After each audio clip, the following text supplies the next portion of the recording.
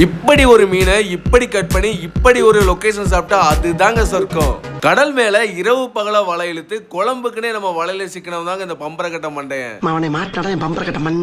இந்த பூங்குழலி மீன் நம்ம வலையில எப்ப வாட்டுதான் கிடைக்கும். பொரிக்கிறதுக்கு குழம்பு வைக்கிறதுக்கு செம்மையான ஒரு மீனுங்க. அதாங்க இந்த மீனை பிரிச்சு மேஞ்சி சூப்பரா ஒரு குழம்பு வச்சுட்டாங்க மாஸ்டர் அப்படின்னு நம்ம மாஸ்டர்கிட்ட கொடுத்தாச்சுங்க.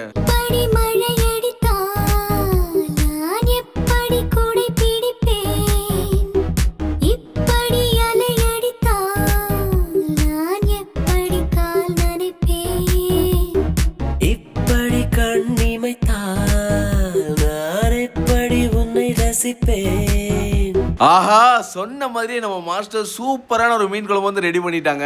அப்படியே மாஸ்டரோட சமையலுக்கு ஒரு மார்க்க கொடுத்துட்டு போங்க ஃபேமிலிஸ். இப்போ இந்த மீன் குழம்பு கூட அப்படியே நம்ம இந்தியன் ஓசன் மீன் ஊறுகாய் சேர்த்து சாப்பிட்டோம்னு வச்சுங்களேன், அதோட டேஸ்ட் இருக்கே அது தனி சுவைங்க. இந்த மீன் ஊறுகாய் உங்களுக்கு வேணும்னாலுமே ஆர்டர் பண்ணிக்கலாம் ஃபேமிலிஸ்.